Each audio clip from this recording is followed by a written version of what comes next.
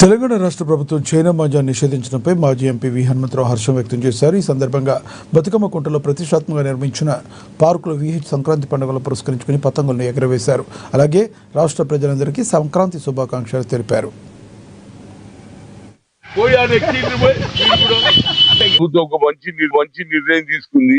China మాంజాన్ని ఎవరు ఏది తలకాయ కూడా కోల్పోతుంది, పట్టుకునే తందుకు పోతే వాళ్ళకు కూడా గాయాలు అవుతుంది. కాబట్టి ఆ మాంజను ఎవరు కూడా యూజ్ చేద్దామని మాటిమాటికి చెప్పారు. కనుక నేను ఒకటే రిక్వెస్ట్, మన రాష్ట్రంలో ఉన్నటువంటి తారం, మన రాష్ట్రంలో తయారైనటువంటి మాంజనే యూజ్ చేయాలి. దీనివల్ల అనర్థాలు జరుగుతుంది. అందరు కూడా రాష్ట్ర ప్రభుత్వ రాష్ట్రంలో ఉన్నటువంటి తారం, మన రాష్ట్రంలో తయారైనటువంటి మాంజనే యూజ్ చేయాలి. దీనివల్ల అనర్థాలు జరుగుతుంది. అందరు కూడా రాష్ట్ర ప్రభుత్వం వైట్ ఫెస్టివల్ అన్నారు. 13, 14, 15 వరకు ప్రతి ఒక్కరు కూడా ఎంజాయ్ చేయాలి.